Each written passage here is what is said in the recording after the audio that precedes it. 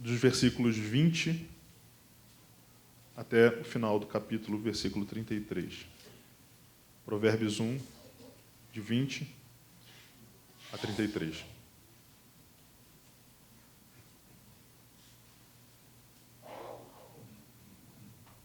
Vamos ler de forma responsiva. Eu começo lendo os irmãos em seguida. Grita na rua a sabedoria. Nas praças, levanta a voz.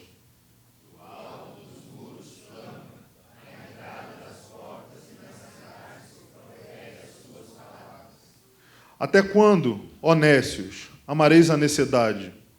E vós, escarnecedores, desejareis o escárnio? E vós, loucos, aborrecereis o conhecimento?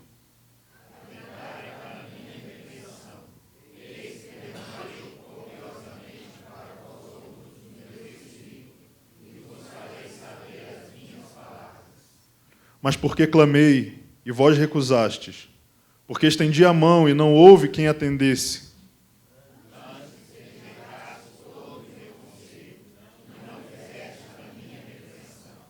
Também eu me rirei na vossa desventura, e em vindo o vosso terror, eu zombarei.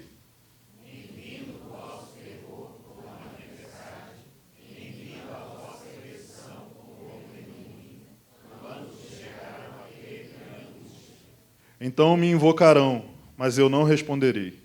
Procurar-me-ão, porém não me hão de achar.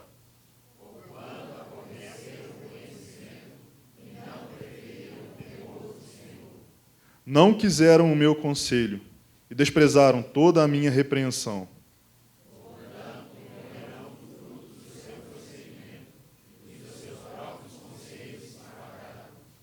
Os nécios são mortos por seu desvio, e aos loucos a sua impressão de bem-estar os leva à perdição, todos juntos. Mas o que me der ouvidos habitará seguro, tranquilo e sem temor do mal. Vamos orar mais uma vez, irmãos? Bendito Deus e Pai, nós, Senhor, nos humilhamos, Senhor, na Tua presença. Quem é o homem, Senhor, para se achegar a Ti? Homem corrupto, homem pecador, Senhor. Tu és santo, Senhor, mais do que tudo e todos, Senhor, e Tu não podes, Senhor, suportar o mal. Porém, Senhor, Tu és misericordioso também e nos visita, Senhor, com a Tua graça através do Teu Filho Jesus. E é no nome dele, Senhor, e confiados na obra que Ele realizou na cruz em nosso lugar, que nós nos achegamos a Ti, Senhor. Pedimos que o Senhor nos envie o Teu Espírito, Deus. Porque eu de mim mesmo, Senhor, não sou suficiente, não sou nada, Senhor, para falar à Tua igreja. E nós, Senhor, sem o Teu auxílio também não podemos nem sequer entender as Tuas palavras, quanto mais vivê-las, Senhor. Por isso, nos visita, Senhor, nessa manhã e fala com a Tua igreja. Que o Teu povo cresça, Senhor, em direção cada vez mais à estatura perfeita, Senhor, de Cristo Jesus. Que nós sejamos transformados, Deus.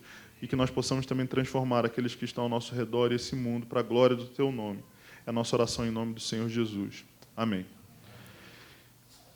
Irmãos, hoje nós vivemos no que o pessoal chama de a era da comunicação, né? A gente tem acesso às informações numa velocidade impressionante. Se acontecer um atentado terrorista, por exemplo, do outro lado do mundo, lá em Istambul, nós vamos ficar sabendo disso em questão de poucos minutos ou até mesmo segundos. Mas antigamente não era assim. Antigamente, as notícias, as leis, todas as coisas que diziam respeito à vida pública, elas precisavam de uma figura chamada de pregoeiro. O pregoeiro, ele tem esse nome porque ele apregoava as notícias, ele apregoava as leis, as determinações do rei, até mesmo coisas corriqueiras da vida, porque eles não tinham nenhum outro instrumento. Até mesmo a prensa, à época, não havia sido criada ainda. Então, o pregoeiro ele era um cara que ele percorria a cidade, ele se colocava nos lugares públicos, nas praças, às entradas das cidades, e ele ali pegava aquele papel, seja qual fosse o suporte onde estava escrito, ele começava a falar em voz alta para que todos ficassem sabendo o que estava acontecendo ali. E aqui nessa passagem de Provérbios, o escritor ele usa essa figura do pregoeiro para representar a sabedoria de Deus. Ele diz que a sabedoria é como esse pregoeiro que se coloca nos lugares públicos e fala audivelmente, fala a todos que estavam passando a mensagem dela. Nessa manhã eu quero que a gente medite em qual é essa mensagem da sabedoria. Qual é esse recado tão importante que faz com que Deus fale que a sabedoria é como um pregoeiro que se coloca em todos os lugares, nos lugares públicos, e fala abertamente ao povo. E nós precisamos atentar a isso aqui, porque a mensagem da sabedoria ela é uma mensagem que ela é decisiva, ela é crítica na nossa vida. Se nós atentarmos para a voz, para a repreensão da sabedoria como está aqui, a nossa vida pode ser mudada profundamente. Porém, ignorar a sabedoria de Deus, rejeitar o conhecimento do Senhor, pode também ter consequências graves na nossa vida. Então, nessa manhã, eu quero que a gente medite sobre o grito da sabedoria. Porque é essa expressão que o Senhor usa aqui, que a sabedoria, ela grita nas ruas. Ela não está simplesmente falando, ela não está sussurrando, ela não está escondida em algum lugar, mas ela está gritando para que todos nós possamos ouvi-la. O grito da sabedoria. Em primeiro lugar, o grito da sabedoria é a repreensão da sabedoria. Essa é a primeira parte dessa mensagem, a repreensão da sabedoria. Eu quero que nós leamos novamente dos versículos 20 até o versículo de número 23. Vamos ler de forma responsiva. Grita na rua a sabedoria, nas praças levanta a voz.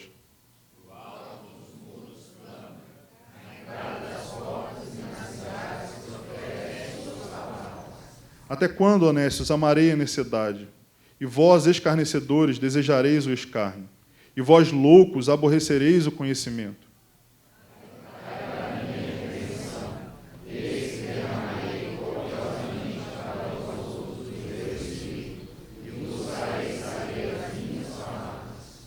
Bom, irmãos, em primeiro lugar, como eu já havia dito na introdução, o Senhor coloca aqui a sabedoria de uma forma personificada. Ele fala que a sabedoria é esse pregoeiro que está nas ruas, que está nas praças, que está na entrada das cidades, que está sobre os muros, sobre os eirados, clamando. Na verdade, a gente sabe que a sabedoria ela é um atributo, uma característica do próprio Deus. E quando a gente fala assim de personificação da sabedoria, a gente, na melhor das hipóteses, a gente consegue associar isso com a pessoa do Senhor Jesus Cristo.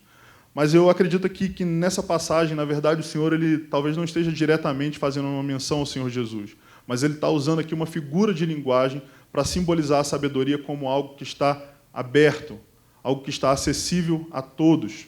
A sabedoria ela não está escondida, não é necessário para que uma pessoa seja sábia que ela seja um erudito, que ela seja um acadêmico, que ela conheça mistérios que outras pessoas não têm acesso. Essa é a visão do paganismo, que só algumas pessoas têm acesso a esse conhecimento, que você precisa fazer algum tipo de ritual, algum tipo de sacrifício para você ganhar algum crescimento espiritual. Já o Senhor ele não é assim. O Senhor, nosso Deus, ele é um Deus generoso, ele é um Deus abundante, e a sabedoria dele, como está escrito aqui, ela está aberta para todos, ela está nas praças, ela está nas ruas, ela está aí para quem quiser ouvi-la. Mas também o fato dela estar falando aqui nos lugares públicos, em ruas, praças, quer dizer que a sabedoria é algo para a nossa vida cotidiana. Ela não é algo que a gente aplica somente dentro da igreja, ela não é algo que a gente aplica somente quando a gente está reunido com os irmãos em Cristo, mas ela é algo que se aplica nas coisas pequenas do dia a dia. Ela se aplica nas coisas corriqueiras, nas coisas cotidianas. Quando você está no seu trabalho, quando você está no trânsito, quando você está na escola, quando você está dentro da sua casa, cozinhando, se relacionando com a sua família. Onde quer que haja a sua vida, por onde quer que você passe, ali a sabedoria está falando com você. E a nossa percepção, o nosso ouvido precisa estar atento ao que ela está falando conosco. Então, a sabedoria ela diz o seguinte, que ela tem uma repreensão para fazer. A gente vê lá no versículo 3 que é necessário que nós atentemos a essa repreensão. E qual é essa repreensão? É o que está justamente no versículo anterior. Ela diz o seguinte, até quando, nesses, amareis a necessidade? E vós, escarnecedores, desejareis o escárnio? E vós, loucos, aborrecereis o conhecimento. A repreensão da sabedoria, irmãos, é essa expressão. Até quando? Até quando? É a repreensão que a sabedoria tem para todos nós. E a repreensão dela, ela divide entre 3 pessoas. Ela se dirige aos nécios, ela se dirige aos escarnecedores e ela se dirige aos loucos. Nécios, a gente poderia traduzir aqui também como simples, como ingênuos, ou talvez como indiferentes. O nécio é aquele cara que ele não está nem aí.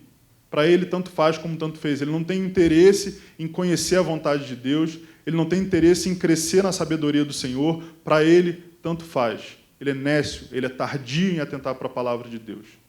E aí a passagem ela diz para a gente, até quando, nécios, amareis a necessidade. A mesma coisa ela fala aqui em relação aos escarnecedores. Até quando, escarnecedores, desejareis o escárnio? O escarnecedor aqui é aquela pessoa que tem uma irreverência com as coisas de Deus. Ela é uma pessoa cética, ela é uma pessoa cínica, ela é uma pessoa que escarnece das coisas do Senhor. E o louco também é a pessoa que despreza o conhecimento de Deus. É interessante a gente notar esses verbos aqui, até quando amareis, até quando desejareis. O que deixa claro para a gente que a questão da falta de sabedoria ou a rejeição da sabedoria, que vai ser o próximo ponto, não é tanto uma questão na nossa mente, mas é uma questão no nosso coração. Um dos problemas do mundo moderno, né, quando o conhecimento na sociedade começou a se separar de Deus, principalmente ali a partir do iluminismo para frente, né, depois da Reforma Protestante, é que o ser humano ele começou a ser dividido, ele começou a ser fragmentado. Então a gente separa a psique, a gente separa a parte emocional, a gente separa a parte física, como se o homem pudesse ser assim separado em partes. Mas o que a gente vê na palavra de Deus é que o homem ele é um só. Ele não pode ser dividido em partes. A gente, até para estudar lá na medicina, o pessoal da anatomia reparte. Mas quando a gente está tratando das coisas do Senhor, a gente vê que Deus trata o homem como um só. E o que a gente vê aqui, irmãos, é que os nossos sentimentos, eles influenciam como a gente compreende as coisas. E vice-versa, a forma como a gente compreende as coisas também influencia o nosso sentimento. O problema do nécio, o problema do escarnecedor, não é tão somente um problema de que eles não consigam entender o que Deus está falando com eles, mas é um problema de onde está o coração deles. Como diz a palavra do Senhor, onde está o seu tesouro, aí está o seu coração. Aquilo que você valoriza, aquilo que você deseja, aquilo que está lá no centro, no âmago do seu ser, é aquilo que vai direcionar toda a sua vida, inclusive a sua compreensão, inclusive a sua percepção, inclusive o seu discernimento. Quantas vezes a gente não olha para a nossa vida, a gente examina os nossos caminhos e a gente vê que nós fomos muitas vezes feitos presas do nosso próprio mau coração, do nosso desejo ruim. Nós não conseguimos muitas vezes perceber o nosso erro que nós estamos cometendo, porque o nosso coração ele já está completamente comprometido com aquilo e a nossa mente vai junto. E a gente se torna pessoas nécias ou pessoas, até mesmo, como diz aqui a palavra de Deus, loucas. E é interessante que esses dois primeiros verbos aqui do versículo 22, eles são sentimentos bons. Amor, desejo. Só que o amor e o desejo, eles precisam estar colocados no alvo certo. Porque se nós amarmos e desejarmos as coisas erradas, as coisas que desagradam ao Senhor, a consequência vai ser, do finalzinho desse versículo, nós vamos nos tornar como loucos. Como loucos. E é interessante que as pessoas do mundo que desprezam o conhecimento de Deus, que vivem a parte da palavra de Deus, a palavra de Deus diz que elas, se julgando sábias, elas se tornaram loucas. Talvez quando a gente pensa louco, a gente pensa aquela pessoa que tem alguma enfermidade psiquiátrica ou psicológica e que precisa de remédio, de internação.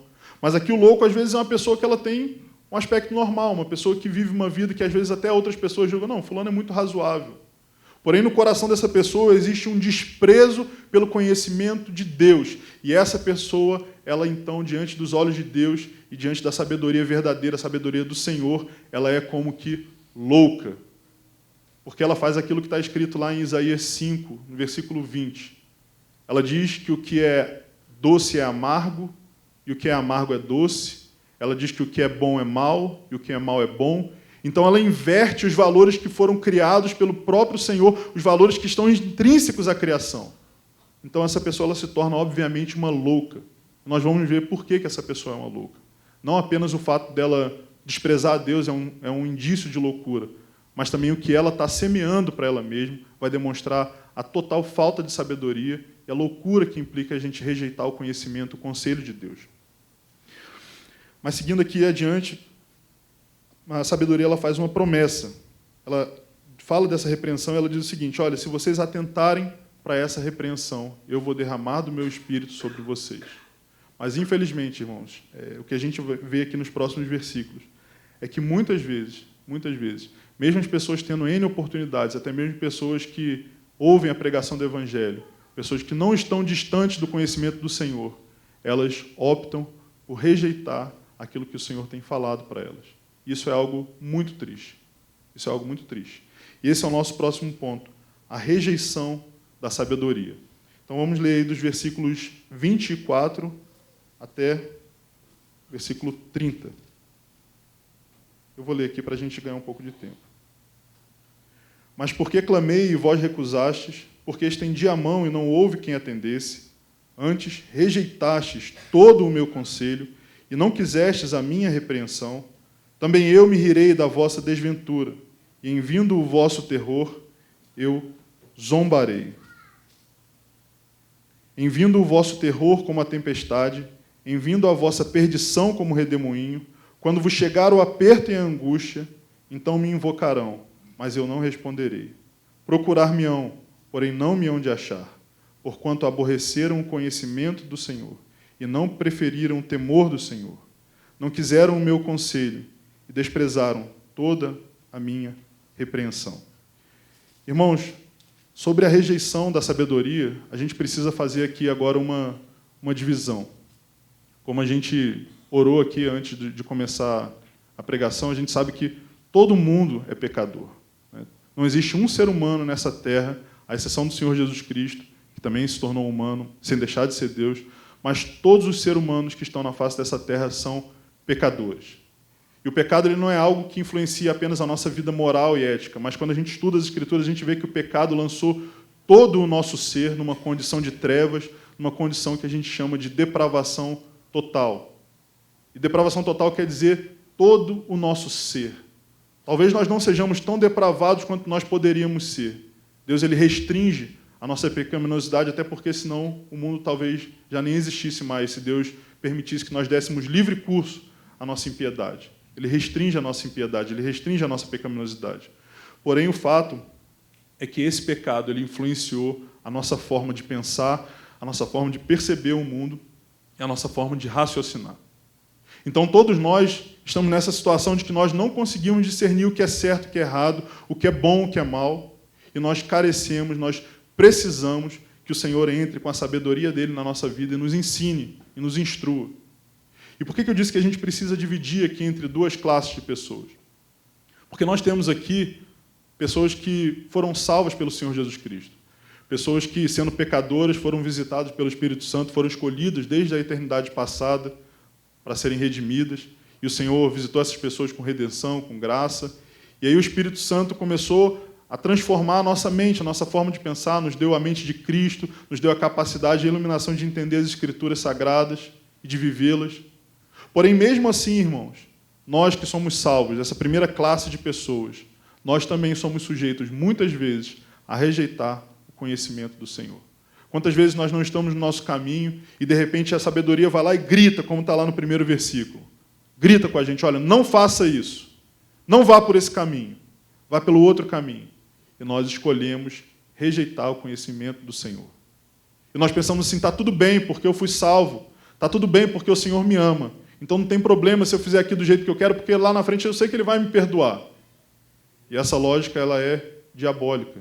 Né? É o que a gente vê lá em Tiago. A sabedoria do mundo, a sabedoria terrena, a sabedoria que não procede de Deus. E essa sabedoria que ela é maligna, ela pode, às vezes, para o nosso coração mal soar como uma proposta muito interessante, em que você consegue ter o melhor dos dois mundos, você consegue ter a salvação quando chegar o momento da morte, e que nesse mundo você consegue viver da maneira como bem te agrada. Ainda que você seja salvo e pense dessa maneira, você vai colher frutos dessas escolhas, você vai colher frutos por ignorar a sabedoria, o grito da sabedoria de Deus. Nós sabemos que o mal que visita as nossas vidas, nós que somos salvos, ele não é um mal punitivo ou um mal que vai prenunciar uma danação eterna, uma condenação eterna, mas ele é um mal que vem para nos disciplinar. Então, muitas vezes, a gente não tem como criar um nexo de causa e efeito, assim, eu estou sofrendo isso hoje porque eu fiz alguma coisa lá no passado. Não é isso que eu estou querendo dizer, até porque essa é a lógica dos amigos de Jó que foram repreendidos por Deus. Muitas vezes nós recebemos situações ruins ou tribulações na nossa vida que não tem nada a ver com algo que a gente fez ou deixou de fazer. Simplesmente tem a ver com a nossa condição de caídos, ou então Deus está nos transformando através de alguma dificuldade. Mas também, irmãos, muitas coisas que nós passamos na nossa vida são consequências por nós ignorarmos, por nós rejeitarmos o conhecimento de Deus. Então, você que é salvo em Cristo Jesus, você que tem uma fé genuína, verdadeira, saiba que isso não é uma licença, uma carta branca para que no seu dia a dia, no seu cotidiano, nos momentos que você está só, ou você acha que está só, porque Deus está em todos os lugares, você pode viver da maneira como bem te agrada. Você até pode fazer isso, mas você vai colher os frutos. Você vai sofrer as consequências. E mais do que isso, uma advertência. Se isso é uma prática constante na sua vida, se isso é um modus operandi seu, talvez você não seja sequer salvo. E você esteja na segunda categoria de pessoas que a gente vai falar aqui sobre a rejeição da sabedoria. Nós notamos aqui que o pregador, que Salomão, ele está falando de pessoas também que têm uma rejeição contínua à sabedoria de Deus. Então, existem esses dois tipos de rejeição. Existe essa rejeição momentânea nossa, nós que somos salvos, que nós tropeçamos, que nós vacilamos, e nós colheremos frutos disso, se for da vontade de Deus, para que nós sejamos transformados. Né? Deus também não é um Deus que, ali, ele pecou, agora ele vai ter que receber. Não é essa a intenção de Deus em relação aos seus filhos. Mas se nós continuamos pecando, se nós não temos esse momento de aceitar a repreensão da sabedoria, entender que ela está falando com a gente até quando? E a gente fala, até hoje, Senhor, hoje acabou, eu vou mudar de vida. Mas se nós não damos ouvido a essa repreensão, se o nosso procedimento de pecado, de ignorar, de rejeitar a sabedoria de Deus, é algo contínuo, então a gente entra nessa segunda categoria de pessoas. Então a gente precisa examinar a nossa vida. A gente precisa saber qual o relacionamento que nós estamos tendo com pecados que nós sabemos que são pecados. De uma forma assim, muito, muito gloriosa, o Espírito Santo utiliza os irmãos, e eu vejo isso nitidamente aqui. A Marlúcia escolheu textos para ler que eu vi que vieram totalmente ao encontro que a gente está lendo aqui. Então, muitas vezes nós somos assim, nécios, nós somos tardios, e isso gera frutos na nossa vida. Porém, o ímpio, ele é mais do que isso. A impiedade, ela se caracteriza como a gente não, né? Misericórdia, mas o ímpio tem uma rejeição contínua à sabedoria de Deus. Ele sabe que ele está errado. A gente não tem como falar assim, a pessoa que é pecadora... Infelizmente, existe um pouco esse conceito, sabe, irmãos? Que a pessoa que é pecadora, ela é vítima de Satanás, ou ela é vítima das circunstâncias. Não, irmãos. Deus criou todas as pessoas, mesmo nós, depois da queda, com a capacidade de discernir o que é bom, o que é mal, o que é certo e o que é errado. Existem duas formas através das quais a gente pode ver Deus na criação. A primeira delas é pelas coisas criadas em si, e a segunda é pelo fato de que nós somos feitos seres morais. Todo ser humano nessa terra, dentro do coração dele, tem impressa a lei de Deus, mesmo os ímpios. A diferença é que os ímpios eles não conseguem vivê-la, enquanto nós estamos sendo transformados por Deus, pelo Espírito de Deus, para vivermos isso. Então, o ímpio ele tem uma rejeição contínua, ele não quer saber do que Deus está falando com ele. Ele zomba da lei de Deus. Quando a gente vai falar da palavra de Deus, que, olha, o Senhor falou na palavra dele, esse livro que foi escrito há milênios atrás, isso aí não tem nada para mim. Isso é um monte de conto da carochinha, isso é um monte de absurdo. E essa pessoa ela se coloca como mais sábia que o próprio Deus. Ela acredita que ela pode viver baseada nos próprios conselhos dela, nos próprios conceitos, e mal sabe essa pessoa que ela está se portando como louca. E aí a gente volta na questão da loucura, que é ignorar, rejeitar a Deus. A sabedoria faz uma repreensão para esse ímpio, para a pessoa que rejeita a sabedoria dela a sabedoria de Deus de uma forma contínua, e a repreensão e a condenação dela é a seguinte: você me rejeitou. Durante toda a sua vida, eu falei para você, não vai por esse caminho, não procede dessa maneira, não faça isso, não fale assim. Agora, você vai colher os frutos do que você mesmo plantou. Vai chegar um ponto, vai chegar um momento em que essa oferta da sabedoria, em que essa repreensão da sabedoria, ela vai cessar. O ímpio ele não vai prosseguir fazendo o que é mal a vida inteira, como bem apraz a ele. Vai chegar um momento em que virá o juízo. Seja o juízo através da morte daquela pessoa, ou seja o final dos tempos. Fato é que todas as pessoas um dia vão ter que se colocar diante do justo juiz, que é o Senhor. E então, nesse momento, essas pessoas que optaram por rejeitar o conhecimento de Deus, que se portaram como loucas, elas vão ficar totalmente apavoradas. É o que a palavra de Deus diz aqui. É como uma pessoa que está lá na casa dela e, de repente, vem um furacão destruindo tudo, porque aquela pessoa não esperava, ela não contava com isso. E assim são os ímpios. Eles vivem a vida deles, eles fazem questão de se convencer de que não existe um Deus, de que não vai haver juízo algum, de que, na melhor das hipóteses, elas vão fechar os olhos no dia da morte delas e vai ser como se elas nunca tivessem existido. Porém, nós sabemos pela palavra de Deus, nós sabemos pelo Espírito que habita em nosso coração, que não é dessa forma, que um dia vai haver juízo. E essas pessoas vão ver o terror de Deus, elas vão ver a ira do Cordeiro de Deus da grandeza do Senhor e elas vão ficar totalmente aterrorizadas. Porém, o que a sabedoria fala para essas pessoas é o seguinte: nesse dia vai ser tarde demais. Nesse dia você vai clamar por mim, você vai desesperadamente ansiar pelo meu conselho, mas eu vou rir de você, eu vou zombar de você. E isso, irmãos, é algo muito severo, a gente pensar a sabedoria de Deus que durante toda uma vida teve disponível para a pessoa e ela optou por rejeitar, porque sim, foi uma escolha consciente. Cada pecador, embora ele não tenha a habilidade para agradar a Deus, cada escolha, cada pecado que ele comete é uma opção válida, é uma opção de um ser moral que vai ser responsabilizado por suas escolhas.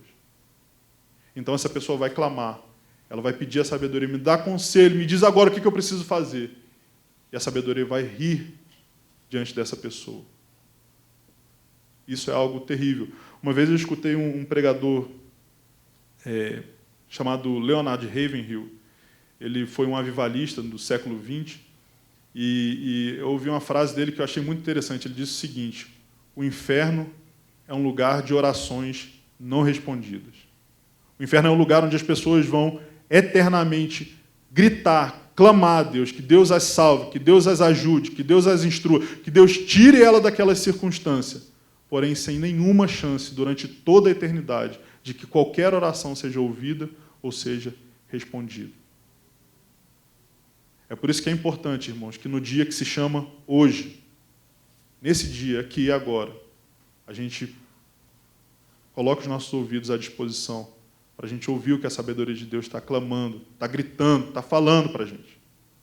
E qual é esse recado? O que é essa sabedoria? É a gente aplicar na nossa vida cotidiana, na prática, a palavra e a vontade de Deus. Não é nada misterioso, irmão. Sabedoria não é uma coisa de outro mundo, não é uma coisa assim que requer, como eu disse, que você seja um erudito, sabe, que você seja uma pessoa que lê milhões de livros. Se você abrir a sua Bíblia, se você abrir a palavra de Deus, você ler lá um salmo, às vezes você está naquela correria e a gente acorda já em cima da hora atrasado e sai de qualquer jeito de casa e fala assim, não vai dar tempo de eu ter uma devocional adequada, então eu não vou nem fazer para não fazer algo meia boca para Deus, depois à noite eu vejo. Mas, irmão, se você parar, às vezes, e pegar um versículo que seja, e você colocar ele no seu coração e falar assim, esse vai ser o versículo do meu dia, ou essa vai ser a passagem do meu dia, eu vou meditar ao longo do dia nela, isso já vai fazer uma diferença na sua vida grandiosa, uma diferença tremenda. Então fica essa advertência para a gente, sejamos nós crentes, ou então se você conhece pessoas, com certeza você conhece pessoas que não pertencem ao Senhor, que isso seja um estímulo também para você pregar o Evangelho, porque nenhum ser humano por si só consegue acudir de uma forma que agrada a Deus a sabedoria. Então, quando você olha para aquele seu conhecido, para aquele seu parente, que tem vivido uma vida ímpia, lembre-se disso aqui, lembre-se dessa passagem, que um dia essa pessoa ela vai se achegar diante de Deus e ela vai passar por uma situação terrível. Isso deve ser um estímulo para a gente pregar o Evangelho, para a gente falar de Jesus para essas pessoas. E para nós também é uma motivação para nós vivermos vidas sábias, que optar pelo pecado nunca é algo inteligente. Por mais que na sua cabeça pareça. Eu lá no meu trabalho, se eu ocultar uma informação, ou se eu passar por cima do meu chefe, ou se eu fizer qualquer coisa que vai me dar uma vantagem, isso pode parecer algo sábio. Mas não é, isso não é sabedoria. Isso é a maior tolice. Porque mesmo que a gente optando por fazer aquilo que vai nos dar prejuízo, né, a gente vê, o Salmo não lembra agora o número, que diz que o justo, ele jura mesmo em prejuízo próprio. Mesmo que fazer a vontade de Deus, que seguir a lei de Deus, possa ser aparentemente um prejuízo na nossa vida, a gente tem que confiar que Deus é quem sabe de todas as coisas, e é Ele que, no momento adequado, vai fazer a nossa luz, e que é a luz dele, se sobressair. Então não existe, irmãos, um caminho, não existe essa opção de que eu ignorando a vontade de Deus, eu fazendo da maneira como as outras pessoas do mundo fazem, eu fazendo como a cultura desse mundo faz, vai ser mais sábio, vai ser mais astuto, e depois eu dou um jeitinho e conserto isso e vai dar tudo certo no final. Não. Qualquer benefício provisório, temporário, que o pecado possa te oferecer é enganoso, é mentiroso. Isso vai render maus frutos para a gente. E é o que a gente vê agora aqui no terceiro e último ponto, que a gente está chegando, que é a recompensa da sabedoria. A recompensa da sabedoria. Nós vimos, em primeiro lugar, que a sabedoria ela tem uma repreensão. Essa repreensão da sabedoria é até quando? Até quando nós vamos dar ouvido ao pecado? Essa repreensão ela importa numa rejeição, muitas vezes pelos ímpios e até mesmo por nós. Em terceiro e último lugar, essa rejeição ela tem consequências. E também acudir à sabedoria também tem consequências. Há uma dupla recompensa aqui que nós vamos ver. Há uma recompensa por não ouvir e há uma recompensa por ouvir a sabedoria de Deus. Então vamos ler aqui os versículos de número 31 a 33. Eu vou ler, tá, irmãos? Portanto, comerão do fruto do seu procedimento e dos seus próprios conselhos se fartarão. Os nécios são mortos por seu desvio, e aos loucos a sua impressão de bem-estar os leva à perdição. Mas o que me der ouvidos habitará seguro, tranquilo e sem temor do mal. O que a gente precisa prestar atenção aqui nessa passagem é que toda vez que um ímpio, que um incrédulo morre nesse mundo e ele se comparece diante do tribunal de Deus, ele não está sendo, em primeiro lugar, colocado ali pelo Senhor. A gente precisa saber disso muito bem. O pecador que morre nos seus pecados, ele está comendo do seu próprio fruto. Deus não induziu ninguém ao pecado. Deus não obrigou ninguém a pecar. Deus não colocou no coração da pessoa o pecado. O pecado é a consequência, originalmente, lá da desobediência de Adão e Eva. Nós que estamos inseridos nele como a nossa cabeça federativa, herdamos esse pecado original, nós já nascemos com ele, mas isso é parte de quem nós somos. Isso é parte de quem um homem separado de Deus é. Então, cada vez que um ímpio comparece diante do tribunal de Deus, ele está tão somente colhendo os frutos dos seus próprios procedimentos. Muitas vezes a gente vê assim, as pessoas maldizendo a Deus. A pessoa foi lá, aconteceu algum infortúnio com ela, diz lá, poxa, mas Deus isso, Deus aquilo. Isso numa escala pequena, de dia a dia. A gente vê as pessoas se portando assim. Ou murmurando contra Deus. Deus, por que você não fez diferente? Deus, por que não foi assim? Por que não foi essa? Ou às vezes a pessoa peca e ela fala assim, Deus, por que você não me mostrou que eu estava fazendo a coisa errada? Mas Deus estava mostrando e você não estava dando ouvidos. Então o pecador, ele tão somente come do fruto da sua própria obra. E todos nós, irmãos, todos nós somos pecadores. Todos nós, por natureza, se Deus não intervisse na nossa vida, nós iríamos seguir esse mesmo curso. Isso chama atenção para a glória da graça de Deus. Nós que temos essa misericórdia, essa bênção tremenda de ter o Espírito de Deus na nossa vida, mostrando para a gente, olha, não vai por esse caminho, vai pelo outro. Toda vez que você faz essa mudança de rumo, que você estava indo por uma direção, e aí de repente você pensa, não, isso aqui está errado, isso aqui não está certo, isso não agrada a Deus, eu tenho que ir por outro caminho. Cada vez que a gente tem essa bênção, você pode saber que isso aí é um dom de Deus. A salvação, a sabedoria de Deus, essa iluminação do Espírito Santo, ela é algo gracioso. Deus ele não precisava fazer isso por nenhum de nós. Deus não precisava fazer isso por ninguém. Por merecimento, todos nós deveríamos estar no inferno nesse momento. Porém, Deus, ele, na sua graça, na sua misericórdia, ele escolhe pessoas para que essas pessoas sejam visitadas por sua redenção e para que elas recebam um Espírito que capacita elas a atenderem à sabedoria de Deus. Porém, isso não faz com que Deus seja mau em relação às pessoas que não recebem essa salvação. As pessoas que não são salvas, elas tão somente estão colhendo os frutos de suas próprias obras. Entende? Não é Deus que está colocando elas nessa situação. Foram elas mesmas que optaram seguir por esse caminho. E quando Deus permite que sobrevenha a elas o fruto das suas obras, Ele está mostrando também a sua justiça. Então a gente precisa entender que Deus ele é um Deus gracioso, Deus ele é um Deus misericordioso, Ele é um Deus generoso, mas Ele também é um Deus justo, Ele é um Deus santo, Ele é um Deus irado. E Deus faz isso para que o universo, para que a criação, para que nós, para que os anjos, para que todos vejam a multiforme sabedoria dele. Então, se você teve, da parte de Deus, esse dom, essa graça de ser salvo, de receber esse Espírito na sua vida, que te dá condições de você entender a palavra de Deus e você olhar para a sua vida e você aplicar, seja no trabalho, seja na casa, onde for, a palavra de Deus, saiba que você é bem-aventurado. Você é uma pessoa que foi agraciada com o maior presente que você poderia jamais imaginar na sua vida. A gente, às vezes, sabe, irmãos, a gente tem a sabedoria de Deus, a palavra de Deus, como uma coisa pequena, uma coisa corriqueira. A gente acha que o que vale mesmo a pena nesse mundo é ajuntar bens, é ajuntar propriedades, é ser estimado pelos outros, é ser popular, é ser bonito. Todas essas coisas são transitórias. E as pessoas que vivem as suas vidas baseadas nelas são, como diz a palavra de Deus, loucas, porque todas essas coisas vão perecer. E muitas vezes a gente não estima a palavra de Deus. A gente não coloca isso como esteio da nossa vida, como algo fundamental, como um princípio, como um eixo em cima do qual eu vou viver. Eu baseio a minha vida em outras coisas, em outros valores. Mesmo sendo crente, mesmo vindo à igreja, mesmo ouvindo pregações semanalmente, eu prefiro viver baseado na minha própria mente, no meu próprio entendimento. Se você é crente, não faça isso, não. Não viva dessa maneira, não. Sabe por quê? Porque senão você vai colher frutos, maus frutos, como diz aqui a palavra de Deus. Seja sábio. Mesmo que o mundo fale para você que a palavra de Deus é uma coisa desprezível, mesmo que o mundo tenha a palavra de Deus como algo, até mesmo a gente vê hoje em dia como algo homofóbico, como preconceituoso, ou como uma coisa retrógrada, como algo machista, eu não sei. As pessoas elas colocam um monte de rótulos na Bíblia que não são próprios.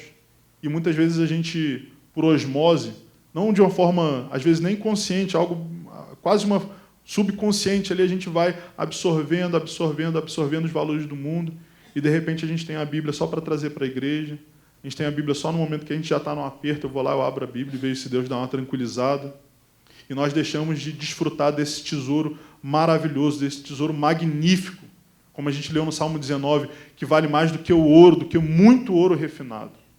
Não são meras palavras escritas num livro antigo. Isso aqui é a sabedoria de Deus, que pode fazer com que a sua vida seja totalmente diferente, que pode fazer com que você, na eternidade, desfrute da presença de Deus, de todas as bênçãos, de todas as maravilhas que a redenção do Senhor tem para nós. Porém, o que a gente vê aqui é que o nécio, que o louco, que o escarnecedor, ele vai colher esse fruto que ele está plantando. Cada vez que ele se acha muito sábio, como diz aqui, que eles vivem nos seus próprios conselhos, e agora eles vão se fartar desses conselhos. Ah, você quis fazer do jeito que você achava melhor? Então agora você vai saber o que era esse seu conselho, essa sua sabedoria humana, o que tinha por trás dela, quais vão ser os frutos, quais são as consequências dessas escolhas. O ímpio ele vai saber disso de uma forma terrível. Os nécios são mortos por seu desvio, e aos loucos a sua impressão de bem-estar os leva à perdição. Existe essa sensação no coração do ímpio de que se hoje está tudo bem comigo, de que se hoje eu conseguir me sair mentindo, enganando, traindo, eu vou continuar conseguindo viver dessa maneira. Se hoje está tudo bem comigo, então isso quer dizer que sempre vai estar tudo bem comigo. E esse é um dos grandes enganos que o pecado coloca no coração das pessoas, e elas, muitas vezes, elas se deixam levar por isso. A pessoa acredita que se hoje não existe um juízo sobre a vida dela ainda, se hoje ela ainda não está colhendo os frutos, isso vai durar por toda a eternidade. Aí a gente vê aqueles absurdos na mídia, por exemplo, quando uma pessoa que viveu uma vida completamente ímpia, completamente contrária aos valores de Deus, à vontade de Deus, aí a gente vê quando essa pessoa, né, vem a óbito, a mídia faz às vezes até charge lá no jornal, o cara lá no céu com os anjinhos e tal. Porque o ímpio ele tem no coração dele essa certeza, se está tudo bem comigo hoje, vai estar tudo bem comigo sempre. E aí as pessoas elas não querem falar de morte. Já viu como que existe uma resistência para se falar de morte, para se ouvir sobre a morte? Se você começa a falar de morte, as pessoas elas, não toca nesse assunto, não. Porque lá no fundo do coração da pessoa, ela sabe que a sabedoria está gritando, mas ela não quer ouvir, porque ela quer viver da maneira como bem lhe agrada. Ela rejeita que Deus tem algo melhor para ela do que o pecado tem para oferecer. E aí, quando essa pessoa perece, quando essa pessoa vem a óbito, quando essa pessoa se coloca diante de Deus, ela está tão somente sendo morta pelo seu próprio desvio. É como se ela mesma tivesse matado a si própria. Não a morte orgânica, a morte biológica, que isso aí é uma consequência do pecado do nosso corpo, mas a morte espiritual dela. Aquilo que João, pela inspiração do Espírito no Apocalipse, coloca como a segunda morte. Essa morte definitiva, essa morte cabal. É como se a própria pessoa traspassasse a alma, o coração dela com essa espada do pecado. Ela se mata. Não é Deus que mata essa pessoa. Deus ele vai exercer o juízo dele pelas escolhas delas. Agora, foi a própria pessoa, o próprio pecador que se colocou naquela situação. ele está colhendo os frutos do seu mau proceder. E aqui, em último lugar, aqui no final dessa passagem, a sabedoria ela vai e começa a falar, eu quero acreditar aqui, da situação de todos nós, ou da maioria de nós aqui. Ele diz o seguinte: mas o que me der ouvidos habitará seguro, tranquilo e sem temor do mal. Irmãos, mesmo que nessa vida o fato de nós sermos crentes às vezes renda coisas que não sejam muito interessantes aos olhos do mundo, talvez você falar publicamente que você crê na pessoa do Senhor Jesus Cristo, dependendo do ambiente onde você vive, você vai ser hostilizado ou você vai ser ridicularizado. Ou talvez o fato de você ter um procedimento ético que é de acordo com a palavra de Deus, de acordo com a lei de Deus, não vá te render tanto progresso, às vezes, numa carreira que depende de você passar por cima dos outros, você enganar, você mentir, né, ou que as pessoas progridam dessa maneira, nesse tipo de ramo de trabalho. Ainda que você fazer a vontade de Deus vá te colocar diante desse mundo como um perdedor, a gente sabe, a gente tem a certeza de que nós somos já mais do que vencedores. Queira Deus que o fato da gente obedecer e cumprir a vontade dele nos coloque em posições que nós possamos influenciar o mundo. Esse é o meu desejo para a minha vida e para a vida de todos nós que estamos aqui. Que Deus nos coloque em posições em que nós possamos fazer a diferença, em que nós possamos fazer boas obras para que o nome de Deus seja glorificado. Mas mesmo que você temporariamente tenha que receber afrontas, tenha que receber críticas, tenha que receber zombarias por causa da vontade de Deus praticada na sua vida, saiba que existe uma promessa para você. Optar pela vontade de Deus, optar pela lei de Deus cumprida, executada na sua vida, tem essa promessa de que você vai habitar seguro, tranquilo e sem temor do mal. Vai existir um momento em que toda impiedade, toda injustiça, toda mentira, toda traição, todo engano, tudo de ruim que existe nesse mundo vai ser varrido daqui para sempre por Deus. E aí aqueles que pertencem ao Senhor, aqueles que são os bem-aventurados lá, que o Senhor fala no Sermão do Monte, eles vão habitar nessa terra de forma segura. Você vai habitar num lugar que você não vai mais precisar ter muros, em que você não vai mais ter que se preocupar em andar nas ruas se alguém vai te assaltar, se alguém vai te assassinar. Você não vai mais ter que se preocupar com pessoas más que podem fazer mal a você ou a sua família, te apunhalar pelas costas. Nós vamos viver numa situação em que nós vamos estar completamente envolvidos por essa sensação profunda de paz, de certeza, de segurança, de tranquilidade, porque nós vamos habitar com o próprio Senhor. Ele vai ser o muro ao redor da nossa cidade, que vai nos guardar, que vai nos defender. E ali nada de mal, nada de ímpio, nada de contrário à vontade dele mais vai entrar. Porém, essa promessa maravilhosa, essa esperança bendita do porvir, ela é para aqueles que atentam para a repreensão da sabedoria. Ela é para aqueles que ouvem a palavra de Deus e não apenas recitam ela de forma audível para si mesmos e para os outros, mas para aqueles que colocam isso no fundo do seu coração, pela graça de Deus, que concede a gente essa capacidade pelo Espírito Santo, e vive isso no dia a dia, vive isso na prática. Que a palavra de Deus não fica apenas como uma coisa de religiosidade, uma coisa para ser vivida no ambiente de igreja, mas até mesmo naqueles momentos pequeninos da sua vida. Seja no trânsito, às vezes, quando você vai lá e toma aquela fechada, você vai lá, não, eu tenho que perdoar. A palavra de Deus para mim é essa, eu tenho que perdoar, não tenho que me vingar. Deus é o meu vingador.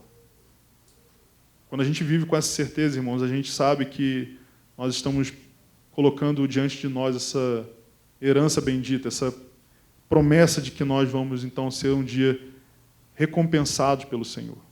Nós não merecemos nada, nós não merecemos do Senhor coisa alguma, mas a palavra de Deus diz que as nossas obras, elas também terão consequências para a gente. A gente tem aquilo que a Bíblia chama de galardão.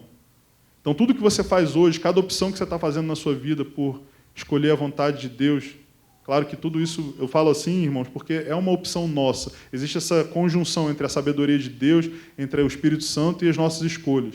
Quando a gente opta por fazer a vontade de Deus, eu não estou dizendo que a gente faz isso sozinho. Existe o Espírito de Deus que nos direciona nesse sentido. Mas cada opção que a gente faz pela graça de Deus, por fazer a coisa correta, nós estamos construindo para nós um galardão que vai ter um peso eterno. O que eu quero dizer com isso é o seguinte: vale a pena você dar ouvidos à palavra de Deus e vivê-la na sua vida, na prática, no cotidiano. Inclusive naqueles momentos em que você acha que ninguém está olhando. Porque o que a gente faz nesses momentos nos momentos ocultos, nos momentos em que a gente tem o nosso tempo livre, que a gente não tem nenhuma pressão, que a gente não tem nada nos direcionando, a não ser a nossa própria vontade. O que a gente faz nessas horas revela, de fato, onde está o nosso coração. É nessas horas que o Senhor está olhando para a gente também. E que a gente tem a opção, a gente tem a escolha, a gente tem diante de nós a sabedoria de Deus. E a gente não deve rejeitá-la, achando que, bom, agora já que não tem nenhum irmão olhando para mim, já que não tem ninguém da minha família olhando para mim, já que não tem meu chefe, não tem ninguém aqui, eu vou fazer uma coisa ruim. Não. Não proceda dessa forma, porque os frutos do pecado eles são ruins, eles são maus. Então, para a gente encerrar aqui, irmãos, concluindo, a sabedoria de Deus ela é um atributo do Senhor. O livro de Provérbios ele coloca que a sabedoria é temer ao Senhor. E a gente está falando aqui de sabedoria, de sabedoria, de sabedoria, mas lá no princípio da pregação eu falei o seguinte, olha, a sabedoria de Deus ela é um atributo do Senhor, mas ela também é, acima de tudo, a personificação da sabedoria está na pessoa do Senhor Jesus Cristo.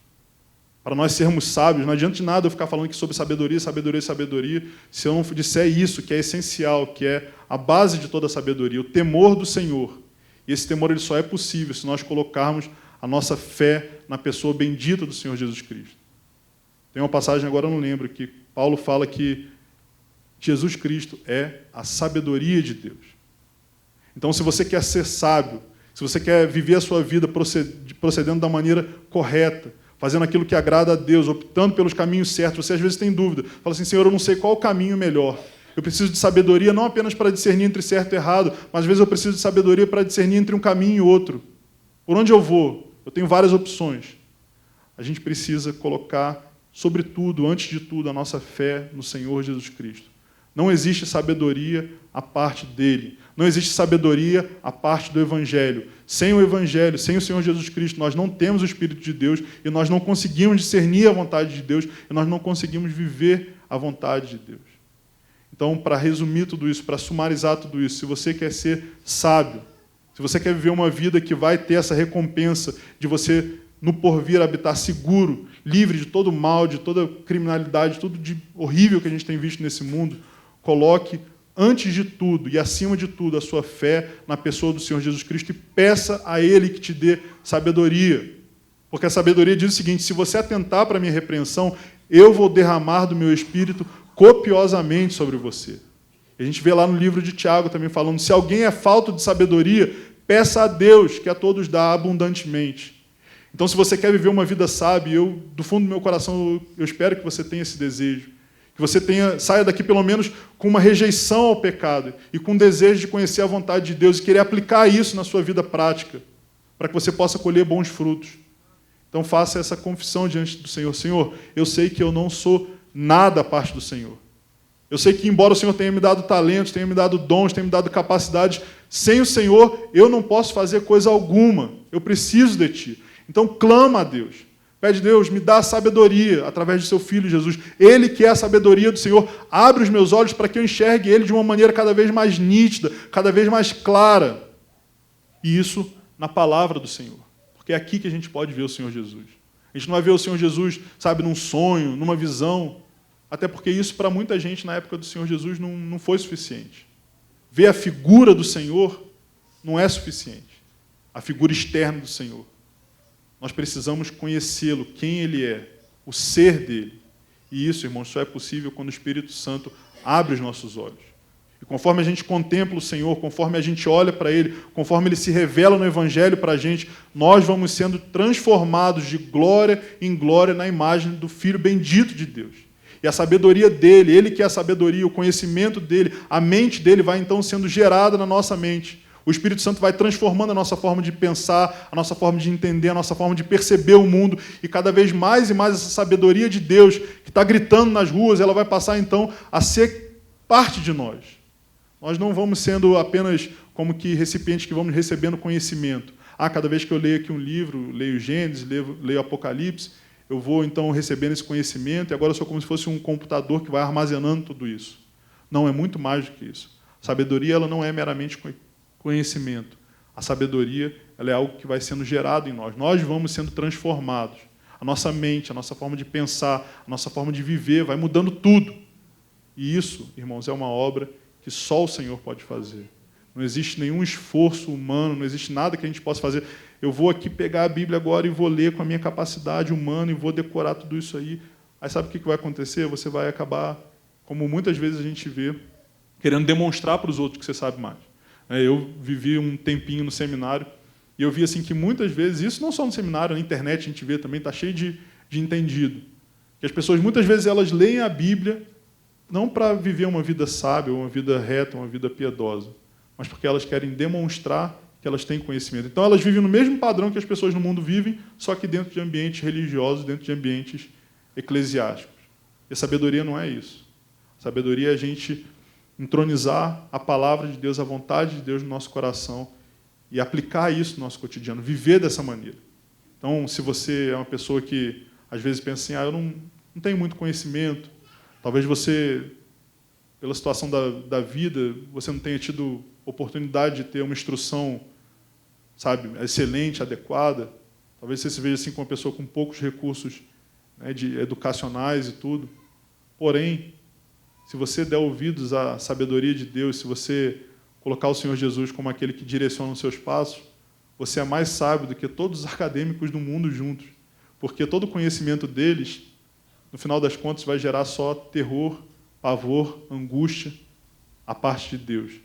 Enquanto aquele que adota a sabedoria de Deus na sua vida vai viver uma vida abençoada eternamente. E aí a gente vai ver, né, até onde que a pessoa que vivia a parte de Deus, até onde que ela estava sendo sábia, optando pelo pecado, e até onde o crente, por ser alguém simples, por ser alguém que dá ouvidos a Deus, realmente era um tolo. Né? Porque para as pessoas do mundo talvez nós sejamos tolos.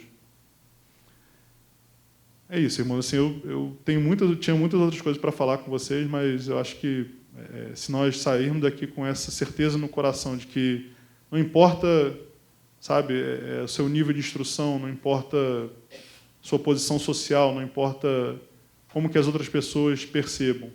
Se você colocar no seu coração a palavra de Deus, se você viver de maneira correta aquilo que a lei de Deus fala para você, você é mais sábio do que toda a sabedoria do mundo à parte de Deus. Isso também não quer dizer, e eu vou fazer aqui só antes de terminar um parágrafo, um parêntese, isso não quer dizer que a gente deva rejeitar o conhecimento da ciência, o conhecimento que está na criação, porque também foi feito por Deus. Como a Marluce falou aqui, não existe nada nesse mundo, não existe, como dizia o grande Abraham Kuyper, não existe 1 centímetro nesse mundo quadrado sobre o qual Cristo não possa dizer, é meu. Então, todo o conhecimento, toda a ciência, tudo que foi inventado, criado nesse mundo, que traz coisas boas para a gente, tudo isso vem de Deus. Porém, isso à parte de Deus, isso separado de Deus, não significa nada. Aliás, pode até trazer coisas muito ruins. Porém, quando a gente vê, assim, a gente olha ao longo da história, as pessoas que conseguiram conjugar, conseguiram congregar as duas coisas, as pessoas que colocaram a sua mente à disposição de estudar, de pesquisar, de criar, de elaborar, tendo, antes de tudo, Deus como a base disso, tendo Deus como fundamento, como uma diretriz para elas aplicarem na sua vida seus conhecimentos e tudo, essas pessoas foram as que fizeram a maior diferença também no mundo. Então, se você é uma pessoa acadêmica, se você é uma pessoa que trabalha na área de ciência, se você é uma pessoa que, para a sua atividade, para o seu labor, você precisa se dedicar intensamente aos estudos, saiba que isso também não está separado de Deus. Você não deve dividir as duas coisas. Não, isso aqui é o conhecimento científico, isso aqui é o conhecimento que eu exerço lá na hora das minhas opções morais, das minhas escolhas éticas ou até na igreja. Não. A gente deve tentar conjugar essas duas coisas. A gente deve, sim, colocar nossa mente em exercício, dar o melhor das nossas capacidades de entendimento, mas sabendo que o Senhor é aquele que criou todas as coisas. Ele é o Senhor da ciência, Ele é o Senhor também da sabedoria, e a gente deve conjugar essas duas coisas e vivê-las de uma maneira harmoniosa.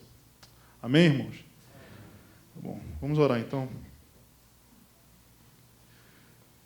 Senhor Deus e Pai, nós sabemos que nós somos faltos, Senhor, de sabedoria por nós mesmos. Nós olhamos, Senhor, para a Tua palavra e olhamos para o nosso coração e sabemos que muitas vezes a gente opta, a gente escolhe por aquilo que não agrada o Senhor. Nós vivemos num mundo complexo, num mundo muitas vezes hostil, num mundo onde parece que, às vezes, ser bom ou fazer a Tua vontade é prejuízo. Mas nós recebemos, Senhor, da Tua parte, a Tua palavra que nos diz que há grande recompensa, Senhor, em seguir a Tua lei, em seguir a Tua vontade. E a minha oração, Senhor, por mim e pela Tua igreja nessa manhã, é que o Senhor nos conceda, Senhor, esse espírito de sabedoria. Que os nossos passos, Senhor, nos lugares públicos, e mesmo naqueles momentos em que estamos no recôndito do nosso lar, que os nossos passos eles sejam guiados pela sabedoria do alto, Deus. Senhor, quebra o nosso coração, que é muitas vezes uma fortaleza que resiste, Senhor, à Tua voz, que resiste, Senhor, à Tua vontade. Porque o problema da falta de sabedoria não começa, Senhor, somente na nossa cabeça.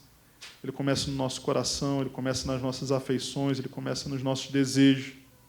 Então muda, Senhor, o nosso coração, Deus. Gera, Senhor, em nós rejeição, Senhor, às coisas que, embora tenham uma boa nesse mundo, são contrárias à Tua vontade. Que o nosso coração se regozije, que o nosso coração se deleite nas coisas do Senhor. Porque dessa maneira, Senhor, nós seremos sábios, Deus. Assim nós vamos colher grandes frutos, Senhor, na era vindoura. Nós vamos estar juntos a Ti, Senhor. Tem misericórdia, Senhor, das vezes que nós sabemos que estamos pecando e fazemos mesmo assim contrário à Tua vontade. Tem misericórdia de nós também, Senhor, quando nós não sabemos que estamos pecando, quando nós pecamos de forma distraída, quando nós estamos desatentos, Senhor, à Tua vontade. Abre, Senhor, o nosso entendimento, que a igreja do Guará 2 seja uma igreja de pessoas sábias, Senhor, de irmãos e irmãs que se portam, se conduzem nesse mundo de uma maneira direcionada pelo Teu Espírito Santo e de acordo com a Tua palavra, Deus. Que nós não sejamos, Senhor, mais meros religiosos, que as pessoas olham, está ali um crente, mas que a sabedoria do Senhor na nossa vida seja como na vida de Estevão, Senhor, perante aqueles fariseus, que ela seja irresistível, Deus, criando naqueles que estão ao redor de nós temor do Senhor e até mesmo, se for da Tua vontade, a conversão dessas almas, Pai. Glorifica o nome do Teu Filho Jesus em nós, Senhor. É isso que eu te peço em nome dele. Amém.